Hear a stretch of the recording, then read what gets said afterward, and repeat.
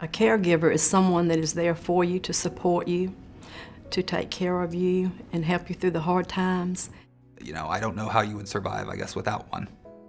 Caregivers are usually family members, often a wife or husband, sometimes parents, and occasionally even children may support their dad or mom as they go through the transplant event. My primary caregiver was my husband. After being married for so long, I had to be the guy. My wife, Karen, she was my rock through the whole thing. She was incredible. There was never even any hesitation of should it be somebody else or should I have more people than just me. Never even crossed my mind. My husband was my caregiver. We didn't sign up for this. All of a sudden, we were there. So, that's just part of just normal being married and making that commitment years ago. Sometimes close friends may be caregivers, and we welcome whomever the patient wants to bring into the hospital or into the clinic to be part of their support team. Sometimes people don't realize how intimate that caregiver relationship really becomes, because many times the needs of the patient, particularly if they've had a rough time with the transplant, those needs may be very, very personal. And so the caregiver needs to be someone that the patient feels completely comfortable with, and the caregiver needs to feel comfortable providing what may be very intimate assistance. One person may not have enough time or energy to be with the patient 24 hours a day, 7 days a week for 3 weeks. So a team of caregivers can be helpful. For some patients, they need a caregiver for a few weeks. For some patients, they may need a caregiver for a number of months. It just really depends upon how many complications they have and how many medications they're on and for how long. So in the pre-transplant period, there's someone that's going to escort the patient to and from their appointments, probably help them keep track of their schedule, and most importantly, be a second set of ears with all the education that's happening.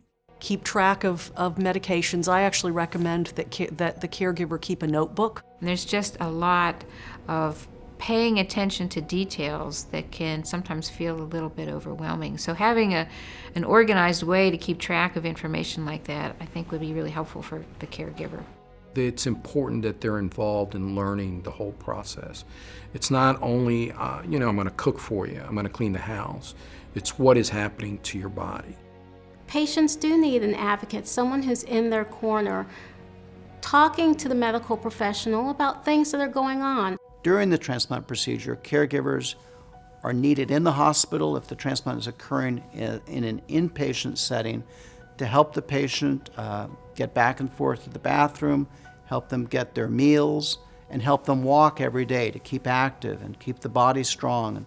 The emotional support, somebody to run interference and deal with all of the billing issues and the administrative stuff that goes along with this sort of treatment. But the main part is after transplant and making sure that they're watching the patient, helping to keep them safe, driving them back and forth to appointments, just making sure that their daily needs are taken care of. We have to make sure she eats the right food, make sure she gets the right medicine. Keeping the house extremely clean, because that's one of the most risky aspects of the recovery, is contracting some kind of an infection. We had to be the gatekeepers. Make sure that nobody came over the house that was sick or anything like that, which was easy for us, so we just said, just stay away. And they can help report back to the medical team what new signs or symptoms the patient may be developing that might need medical attention. As you go into this and you know you're going to be the primary caregiver, you probably need to get you a caregiver too. I mean, he did everything for me. He gave up everything, and I guess I worried about him. It's hard. It's really hard on the caregivers. It's a lot of work, and it's very stressful. How do you balance work? How do you balance your time at home? Being a caregiver for a patient is very emotionally and physically taxing because the patient is so ill. But the last thing that we want is for the caregiver to become ill as well.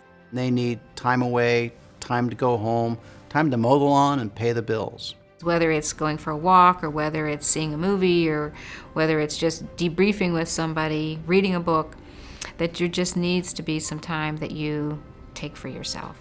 I don't know where I'd be without Karen without my caregiver.